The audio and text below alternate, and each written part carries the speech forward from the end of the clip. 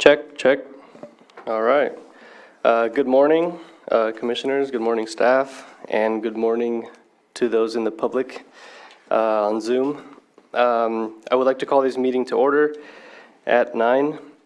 And can we start with the Pledge of Allegiance? I pledge allegiance to the flag of the United States of America and to the republic for which it stands, one nation, under God, indivisible, with liberty and justice for all.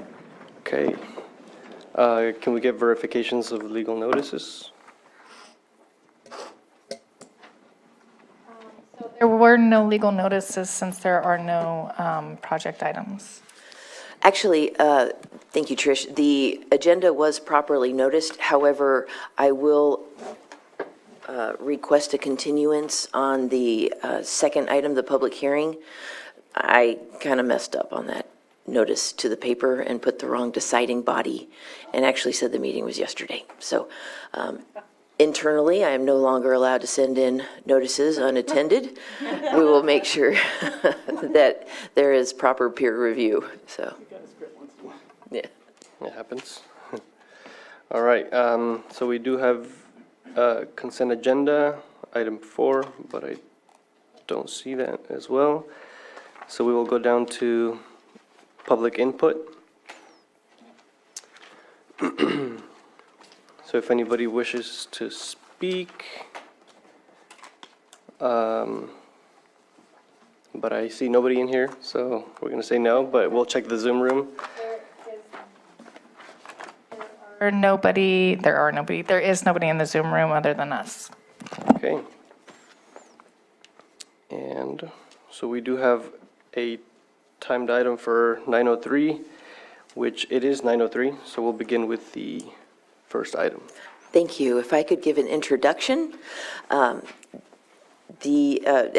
As our assistant planner, Catherine Schaefers, is about to present to you the details of an annual requirement of a progress report for the housing element. And the state, of course, cares a lot about housing. And when they send out these requirements for the jurisdictions, then they also hold us accountable to moving forward. So the housing element, as well as many of the other elements in the general plan, are not just plans on a shelf. They're plans that we actively work on integrating and progressing through and accomplishing during that time period. So we now have Assistant Planner Catherine Schaefers to present to you the APR. Right. Good morning, Commissioners. So today I'll be presenting our annual progress report. Before I do, I'm going to go ahead and see if I can get some materials up here on the screen.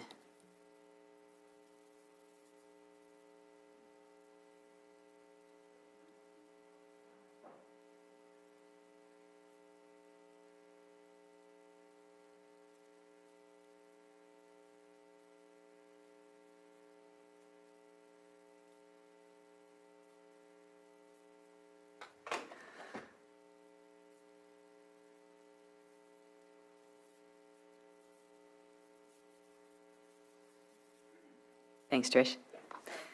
All right, so the annual progress report is that annual requirement from the Department of Housing and Community Development. So this is our 2022 annual progress report covering our permits from the prior year. All right, so the handout that I have up here on the screen, this is a snapshot of our APR report, our annual progress report from last year. So I'm just going to go down through each of these categories and explain a little bit about these numbers. All right, so in total, the county has issued building permits for 18 single-family residences, 18 manufactured residences, 7 accessory dwelling units, and 1 multifamily apartment complex. All right, so building permits issued by affordability. So the state has guidelines on whether or not these housing permit applications are considered to be very low, moderate, or above moderate. There is a calculator that we're able to use to determine this, and I do have more details on that if we want to get into that later. But with the state's guidelines, we have 69 deed-restricted low-income units. That's the Kelseyville Terrace Apartments that we recently had the building permit for. We have 9 non-deed-restricted moderate units that were constructed, and then 31 above moderate income units. These are mostly the single-family dwelling units, manufactured homes, and also accessory dwelling units. Can I interrupt? Yeah. Can you just tell me what deed restricted and non-deed restricted means? Does that have to do with lending? Yeah, so deed restricted means that there is an income cap about what can be rented out, and so that usually is with the project for a certain number of years. Yep. Okay, so the next one is units by structure type. As you can see here, we have some acronyms, so let me just briefly explain those. Single-family attached and single-family detached. In the County of Lake, we mostly have single-family detached homes, and these are your typical single-family dwelling units that you see here. Single-family attached would be homes that would share a wall with each other. 2 to 4 would be a complex that has 2 to 4 dwelling units in it. So this is not rooms, these are actually dwelling units in a complex. 5 plus would be more than 5. And then an ADU is an accessory dwelling unit. And then manufactured home, that is the MH designation. Okay, so housing applications summary. We have received 45 housing applications. The number of proposed units in all these applications are 152. Most of that number is the Kelseyville Terrace Apartments. So each of those apartments in there, each of those 69, those are 1 unit each. Total housing units approved so far have been 76, so we have much more in the pipeline. For these annual progress reports, you'll often see permit applications that come into us will be on the form the prior year and the year before as they're submitted, and then eventually they go through the building permit process. Use of SB 35 streamlining provisions. SB 35 is a law that helps to streamline projects through. We haven't had any applications for that yet, although that is still a possibility for our applicants. Not to interrupt, what is your typical timeline from permitting to completion, occupied? As a planner, I'd have to say that depends on the project. Sure. So most of these are building permits, and I can't quite give a timeline for building permit processing. That's not my specialty, but I know for planning entitlements, it can take anywhere from, I don't know, it's 6 years to several. It depends on the project. Okay. And Catherine? Yes. Do these numbers, is there a critical mass that the state wants to see in terms of these numbers? And would these numbers you're presenting to us satisfy what the state is looking for? Yeah, great question. So we do have our regional housing needs allocation, and so that is a number that is in the chart. And I believe we're going to be getting to that if we haven't. Oh, I'm jumping ahead. No, so that is a part of why we do these annual progress reports every year, to see our progress in meeting those numbers. And so for us, that is an ongoing process, as it is for many other counties, to try and meet that need. So the county creates structures and programs in order to provide housing for the county. And so that's the whole goal of the APR. As far as the complete analysis of whether we've met those goals or not, I think that would be another conversation, a more in-depth one. All right. Oops, sorry. All right, thanks. All right, so I'm going to go down to the next page. All right, so the other document that I have for you to see, this is our housing element implementation. We have different programs that are identified in our 6-cycle housing element that is currently up online for viewing. We have these programs that we've designed with stakeholders, with the community. This is what we want to see for the County of Lake. And so every year in the annual progress report, we're asked to give a snapshot of how we're doing with these goals. So we're right at the beginning of our new housing element cycle. It's from 2019 to 2027. So a lot of these programs at this point are either ongoing or in progress. And as you look through the chart here, we are going to see a lot of that as we are consistently working on these goals. I'll pick out some highlights unless you want me to go through each of these. Okay. All right, so our first program is the Community Development Department shall regularly review its permit procedures to adjust the cost and time of processing of permits. So this would go in tandem with something like SB 35, where we take a look at project streamlining. That is specifically for certain types of project to get streamlined, but we're always looking at the time it takes for somebody to get a permit. We did just update our in-house fees. So that is something that we have up to date at this time. As more of a developer incentive, did they go up? Did they go down? What kind of fluctuation are we talking about? I don't know. I'm not quite sure with that question. I can get more information for you, though. But yeah, that's something I will take a look at. Sure. For you. All right, the next one, the Community Development Department shall continue to hold pre-application conferences with developers to assist in identifying suitable sites and understanding permit procedures. The department shall encourage pre-hearing conferences between developers and the residents of the area where new large-scale housing projects are proposed. So this would be something where we have developers come up either to our window or to call in. And then we would provide information about the density bonuses and also the incentives that we have. So we do keep those on hand. And like I said, every project is going to be a little different. So the resources that we provide, we usually look at the project and we try and tailor it to that project. Is there anyone actively soliciting developers and builders and people to come and build community or state-funded subsidized projects or anything like that? Or are we expecting them to just walk through the door and say, hey, we have a project, let's greenlight it? Yeah, so that is a good question, and one that I had myself when I was looking at the data. For most of these most of these implementation procedures, it is a team effort between the Community Development Department and other departments in the County of Lake. And even though we, the Community Development Department, don't do that outreach, there is another department that does, and I can come back with that because I have a list of that in my packet too. Okay. I can also add just a little bit to that. The administrative office has recently hired a deputy writer. CAO Right. for housing, or no, actually economic development. They are working on hiring someone for housing. And so that would be the staff kinda ties into resources. it, yeah. Exactly. Okay. So that we can be less reactive but more proactive. I've kind of watched that on the Board of Supervisors meeting when they, acknowledged that they were going to be looking for someone to help out with grant writing and housing as well. Mm-hmm. Okay. I brought a lot of resources. Oh, look what I just got myself into. So if we have questions, I can look them up. Oh, yeah, and we can, not a problem. Thank you, Catherine. Yeah. All right, so the third one here, by the way, there are 75, so I won't go through all of them. But I'll look here and see the ones that might interest you the most. Sure. Okay. I'm going to go to the next page here.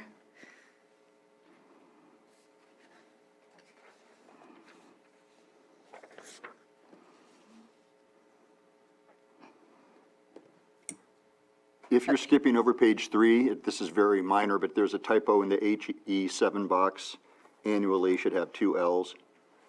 I know that sounds picky, but Oh, to be an editor. got it. Yes, thank you. Once an editor, always an editor, right? I will fix that before we submit that to the Housing and Community Development Department. All right. I do want to highlight HE10, so I'm going to go over to number 10 here. Okay. So the county shall publicize the list of vacant multifamily sites on the county's website to potential developers as part of an outreach campaign. The county shall review and update the list annually. So this is something that you can find in our housing element. So if you go to our list of vacant sites, if developers do want to see which sites are available in the county, we do keep that list with full pictures in our housing element. So we do have that, and as more sites come up over the next couple years, our next housing element cycle is in 2027. We will update that at that time. So that one is there.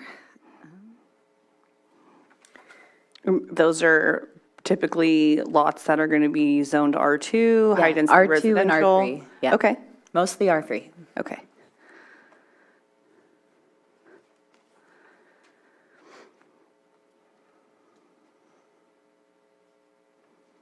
I have a quick question for you, Yeah, go Catherine. ahead. You just happen to know. Sure. Is there anything in here about the paper subdivisions that we have throughout the county that, I think so. I think so. And if we come to one, I'll touch on that one too. If I could also add just a little bit in there, there is a standalone, it's not called the paper subdivision, but it is a paper subdivision management plan that was approved by the board a number of years ago. And that does dictate how we will treat a lot of those parcels. For those of you who are not familiar with paper parcels, these are subdivisions that were created by deed in the 30s and 40s and 50s. The roads may have been bladed, but there was no surveying done. There's never been any infrastructure taken to these parcels. A lot of them are on very steep slopes with unstable soils. Some of the parcels have actually disappeared because they've eroded into the lake. So that is the reason why we have the substandard older subdivision overlay on a lot of those parcels, because there are additional requirements that would be required in order to build on those parcels. Those would include creating a road, like actually building the road, and it has to be up to current standards so that fire trucks can come and save your house, as well as a number of other requirements. So those are like paper lots? Exactly. Okay. And when you say paper lots, it's because they exist sort of in paper only. I mean, Right. they're real, they're They're out land, there. sure. Yeah, people own them, but owning and actually developing are two very different things in this instance. yeah, I'm just wondering if there's some way we could, what's the highest best use? Kind of think about how do we maybe even eliminate those or The board restore has them? considered a number of options in that plan. One is sort of collecting and clustering parcels near infrastructure so that it would just be a short extension rather than a huge infrastructure project, and then merging those and selling them as developable lots. There are other options for, I think, gosh, it was a while ago, but accepting them into county ownership for development of parks and trails. Sure. Things like that. So there are a number of options. And actually, it's interesting that you bring up that question right now, because There's a parks thing going on, isn't there? not only is there a parks thing going on, but the treasurer tax collector's office is trying to get caught up on all the tax defaulted parcels. A huge number of these paper parcels are tax defaulted, some more than 20 years. And the board has been hesitant. The board would prefer that they not just be resold all the time, because people buy them online thinking they're getting this really great deal, and they come out here and they can't even get to their parcel. So they have recently sent us a large number, maybe 100, maybe, of these paper parcels that the planning team is going to work on feedback for the treasurer tax collector's office. So information technology is creating a map so that at one of our next planning meetings, we can start taking a look at where are these parcels and what are the options for ownership and clustering and resale and things like that. So it's kind of fun because it's the first time that we've really been able to do that. So we're looking forward, I'm looking forward to this exercise, so.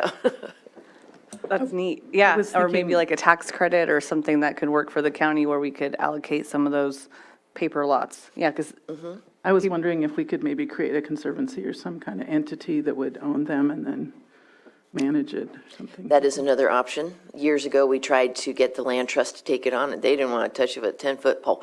But understandably, because as you accept ownership, you also accept liability. liability. And maintenance and all the other things. Yes, I'll jump off my soapbox now. Thank you. Let Catherine continue. So we're going to go ahead and go to number 19, so Housing Element Program 19.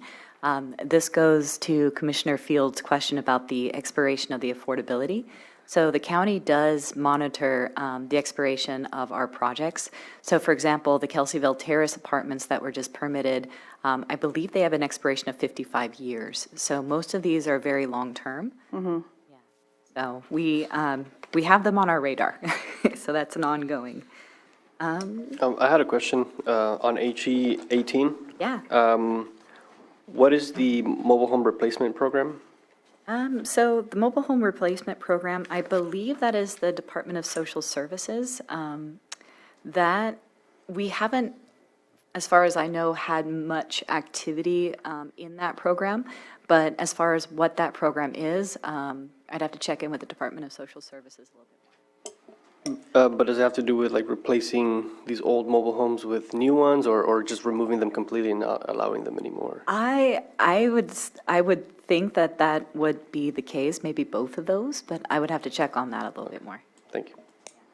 So for most of this data, it's just a collection of what we've done with the activities there.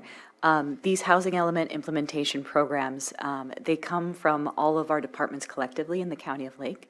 So some of our departments have more of a specialty with these implementation programs than others. So I'll get back to you on that one, though. Just because, or the reason I just wanted to ask is because a lot of like farm workers and they live in mobile homes. So my question was just what that program did. Yeah. Yeah, or if they might help with cost of removing or some other type of incentive to rebuild or get them up to code, something like that. Okay, cool. Yeah, there's a lot of eyesores out there. Agreed. And let me just pull out a resource here, see if I can answer more of that while we're here. In our housing element, which is up online, this is our 6-cycle housing element. So if you go under our planning page on our website, we can find this either in the housing element, or we can find this in Chapter 4 of our general plan. And more detail can be provided, I believe, I think it's section 1.1, and it'll say a little bit more about these programs and also who oversees them. All right, so we're going on here.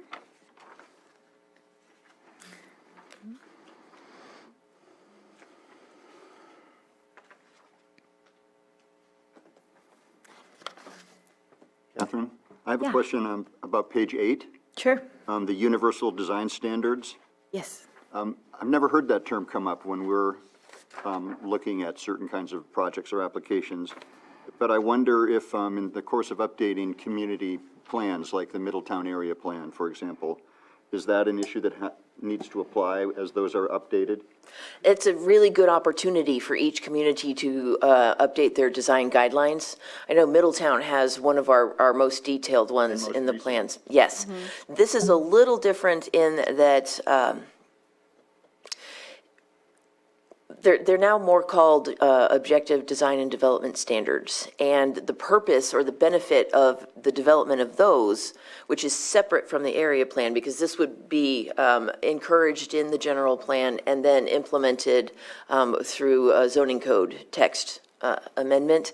And the benefit of that is for multifamily residential projects, which could be anything from duplex on up, so long as they satisfy the established objective design and development standard criteria, they're ministerial, rather than having to go through a discretionary permit for design standards and use permit, which equates to a lot of time and a lot of money for developers, and it becomes more prohibitive. It becomes sort of an obstacle for development. So that's the goal and the purpose of those. We thought about working on those right now because Catherine is actually working on a housing-related zoning code update, but we've decided at this point we're going for the low-hanging fruit. We're just doing the zoning ordinance that'll bring us into compliance with a number of state laws that have been enacted.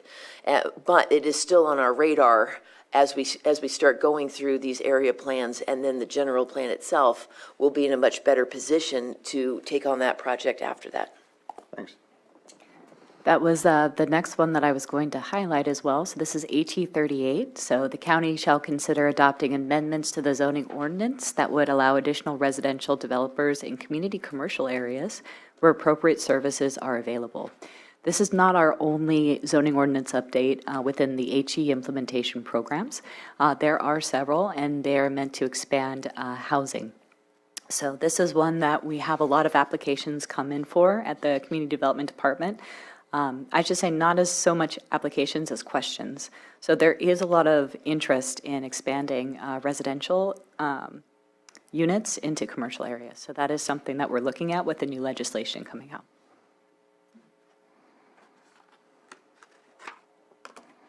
Moving on to the next page here.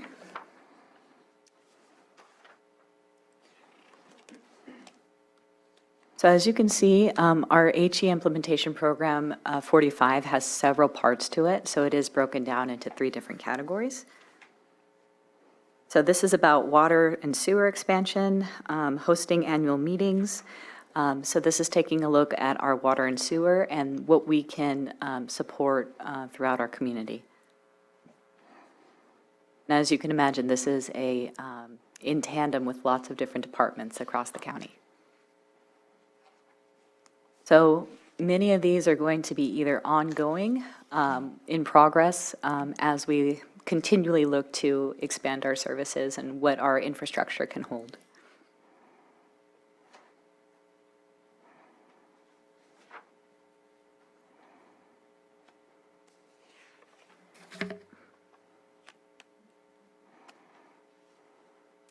I think I want to highlight one that has been completed. So the county shall continue to, this is, by the way, HE 51 on page 14.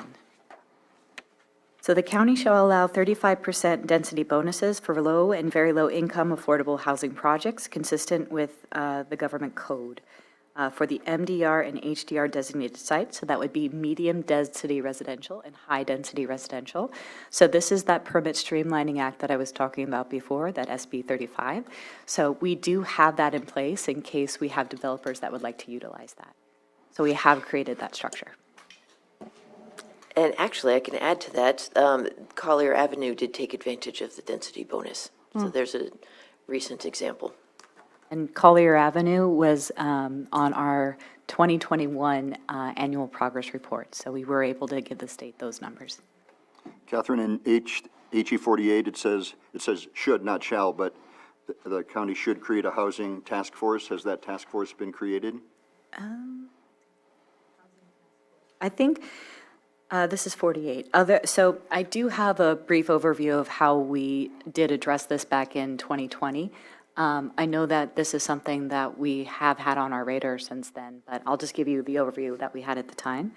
Other than the Continuum of Care Task Force, which primarily addresses the homeless population, no other housing organization has been created to actively address affordable housing in the community. So this is one, if you see an incomplete on here, it's something that we are actively trying to pursue. Thank you for that question. Would that kind of fall into, Director Turner, would that kind of fall into what they're doing at the Board of Supervisors level with trying to get a position created for someone who's going to be a grant writer and actually run the housing department, or like that part of things as far as it being incomplete and not having an actual task force? Is that the beginning stages of getting a team put together? That's a great question. I don't recall seeing that on the job description that was posted. So I don't really know. It sounds like a great idea. One thing also important to note is that the board also does sit as the board of directors of the Housing Commission as well. Okay. And so that continues to focus on housing, not so much in a policy direction way, but rather implementation of existing programs. Okay. All right, so the next thing that we'll highlight here is going to be on the next page, 15. This is 52. So this is one of those examples of multi-departmental collaboration. So the county will work directly with service providers of the developmentally disabled, such as the Redwood Coastal Regional Center, to identify the number of residents who are developmentally disabled. The county shall also assess housing currently being utilized by those with developmental disabilities. So this is one that the Department of Social Services mainly spearheads, but it once again is a collaborative process. And that's an ongoing project. And was, some of the units that are going on in the Collier project are for behavioral health or something like that, correct? Yes. Okay.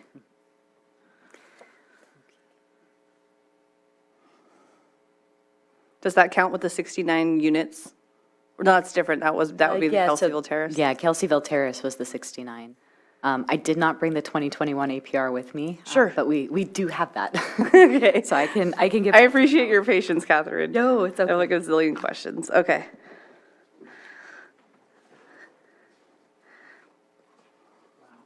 So as we get higher here in the numbers, especially as we get to the 70s, these are implementation programs that have been modified recently in 2020. And most of these pertain to zoning ordinance changes to facilitate the new housing laws coming in. So if you want to go ahead and take a look at page 17 here.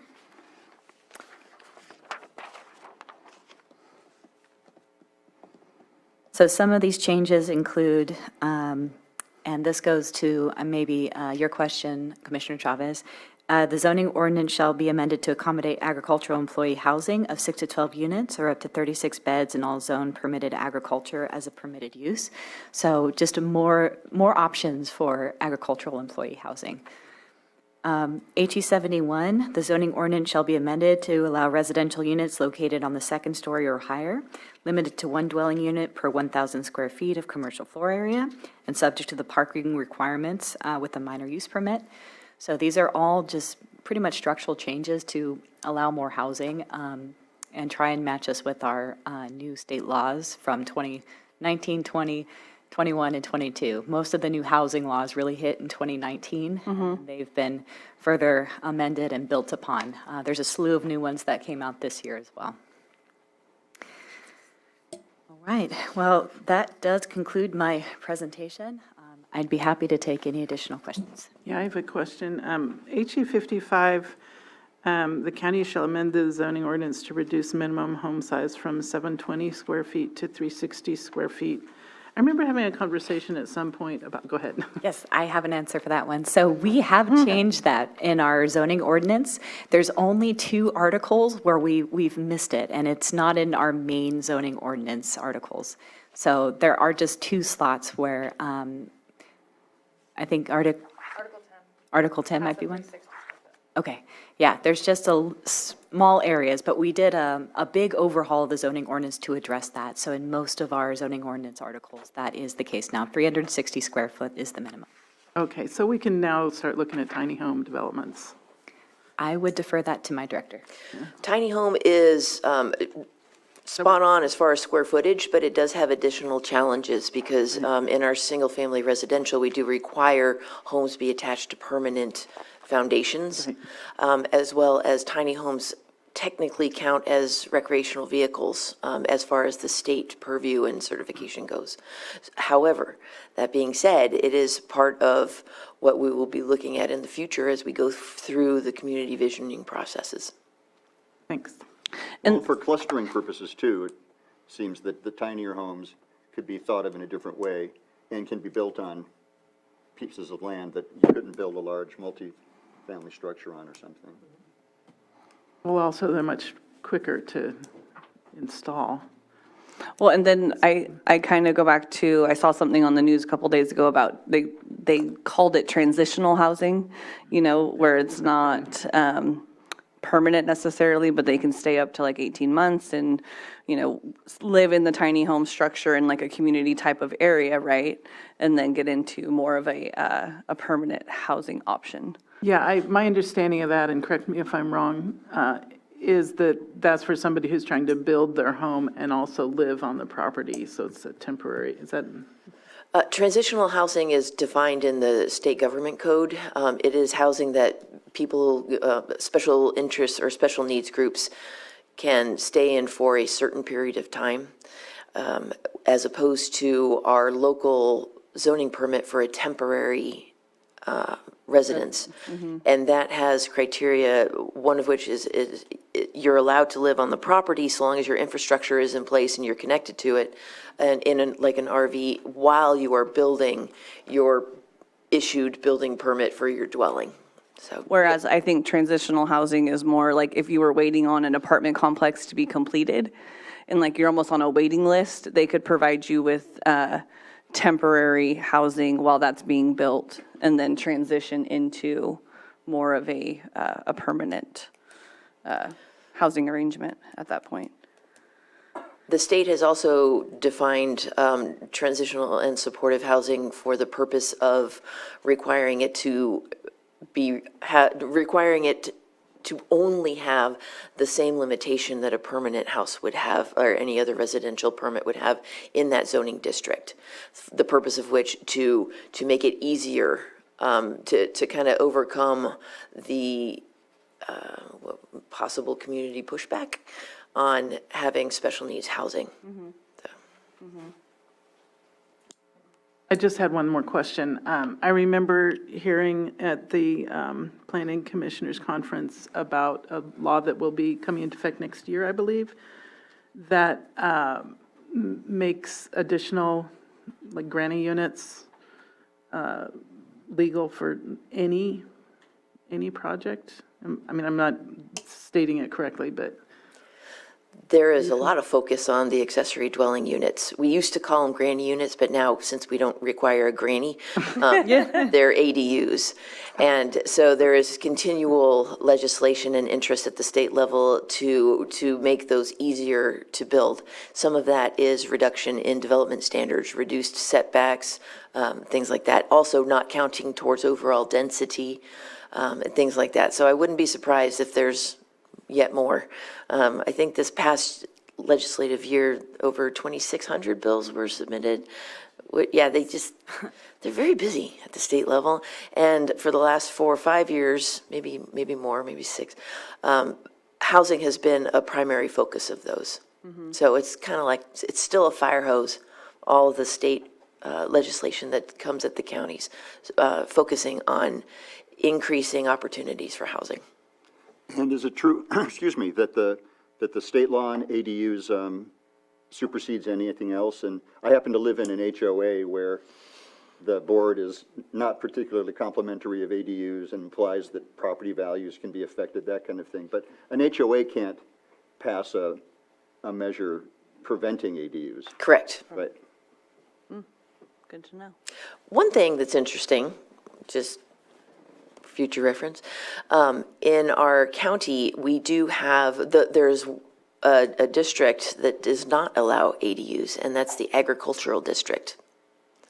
They allow a single-family residence, but then all additional housing must be directly connected to the ongoing commercial agricultural activity on that parcel. So no like labor housing or anything on? Oh, yeah, you can have labor housing, but any type of additional housing has to be connected directly to supporting ongoing commercial agriculture at that parcel. And the reason for that is because agricultural soils are finite. We only have so much. And we find as you place things on agricultural soils, such as housing, other structures, it's not like they get removed that easy. So you're losing from your overall total of arable soil. And so the board and the community were very protective of the agricultural soils when they were doing the ag element with the last general plan update, specifically for that. And that's why minimum parcel size are larger in ag, and there are housing restrictions.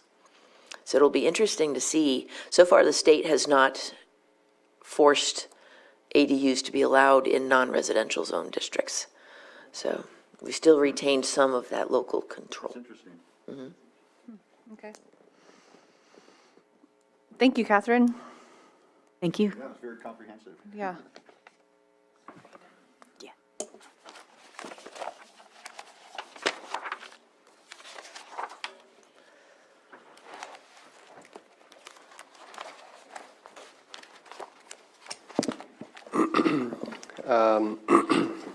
Thank you for the presentation. Seeing as our second item was not a... Mr. Chair, Yes. if you could call the second item, and then staff can request a continuance. Okay. Thank you. So the second item, would anybody like to make a motion? If you could read the title. Oh, yeah. For our vast watching audience out there. It is a public hearing, consideration of request for recommendations to the Board of Supervisors on draft ordinance amending Chapter 5, Section 5 through 6, Article 1, Section 5 through 6, 6.24, exempt agriculture structures, and adding Chapter 5, Section 5 through 6, 6.25, temporary ag structures of the zoning ordinance to the County of Lake in regards to agricultural structures. Thank you, Mr. Chair. Staff does request, due to the insufficient noticing for the public, that this item be continued to your next meeting, April 13th. We haven't made that agenda, so let's do 9:05.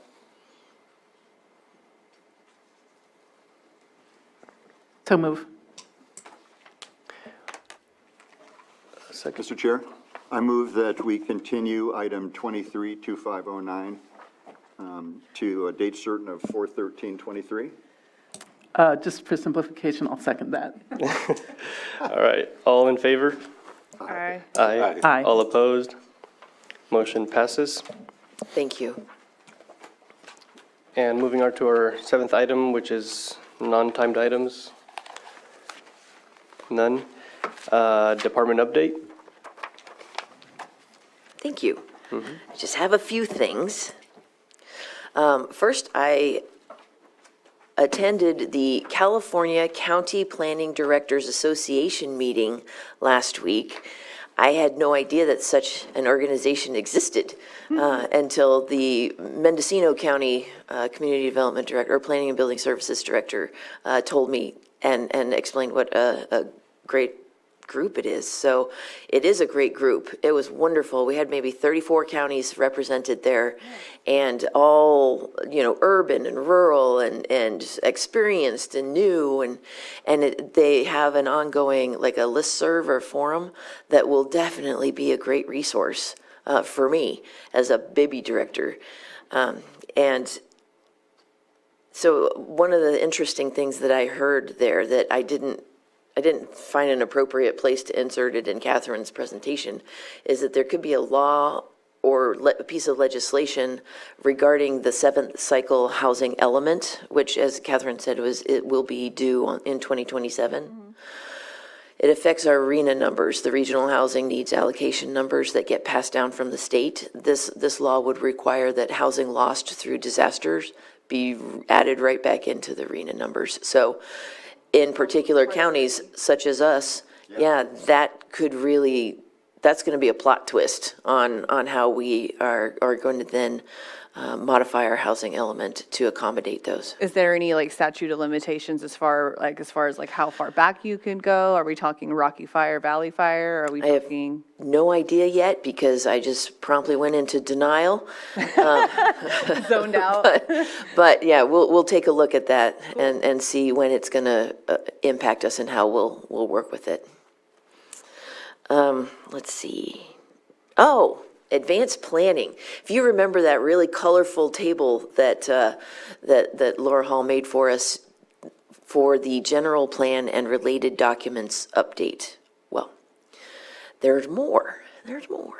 There are a number of advanced planning or just projects that are under the responsibility of community development that are housed within the local hazard mitigation plan.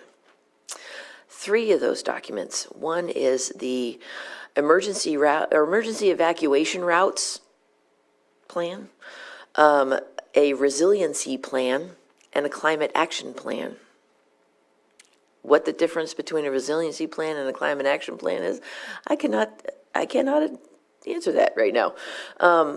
So those 3, even though they're not on our table, are going to be integrated into the timeline. Our new chief climate resiliency officer has been actively looking for grant opportunities that will help us to accomplish those goals. But, you know, it'd be a great time to actually have the board tell me I could start my own division for advanced planning, because, geez, we're going to be busy. We got a lot of stuff to do. Let's see. Oh, just one update on, back to the general plan update, the general plan and associated document update. We heard from the state that we did not have to turn in a new housing element by this August, which was of great relief. And so we have amended the RFP to note that and to extend the submission deadline, I think it's to April 14th.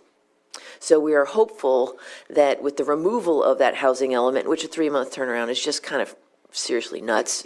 Yeah, I think that caused a number of firms to lose interest. And so we're hopeful that, that with that removed from the scope of work, that the other planning firms will take another look. That is all I have for today. So, Thank you. was that your main takeaway from your meeting, was the arena? You know how, like, during traumatic events, you kind of like post-stamp, like, where you were at that moment? Yeah. Yeah, that's kind of what I did. 9/11, huh? Yeah, 9/11, you know, the space shuttle blown up, yeah. Right. Not quite at that level, but it's close. No, I think a few of the other takeaways were just how real, you know, how before I became a community development director, I always looked at this as like, man, that's a job, you know, you gotta be a rock star to do that job. But now that I'm in it, I feel like I'm not that, you know, I'm still the first grader looking at the sixth graders. Oh, you're a rock star. I don't feel like, I feel tired. Yeah. But, so just hanging out with this new group of peers of mine, it was so refreshing because they're all real people too. Right. So, so that in itself, I think that sometimes when we're faced with growth and challenges that are so big, the important first step is we actually get to wrap our heads around kind of what we're doing, you know, like running a marathon or something like that. You got to just sort of see yourself doing it. And so to meet all these other people and to talk to them and just really network was extremely valuable to help me kind of wrap my head around this totally cool job that I have. Yeah, and it probably gave you a different, like, I got this. Like, these people are doing it Yeah. one bite at a time, Yeah. you know? But think- you're in it and you are controlling it. You're in control.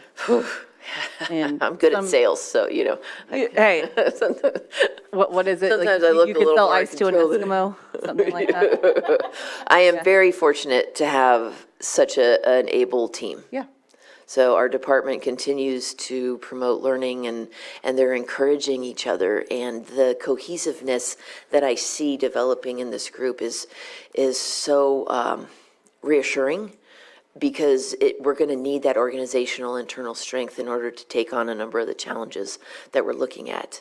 Oh, and one other nugget that I just learned. In the building division, last year, they completed over, our plans and our building inspectors completed over 4,000 inspections. Wow. They are all over the county every day. And not only do they do the inspections on their list, but they're also noticing other things that we need to follow up with as a department. So there is a lot going on upstairs. That concludes my report. Excellent. Thank you. Thanks. All right. Thank you, commissioners. Thank you, staff, director. And I call this meeting adjourned at 9:50. Thank you.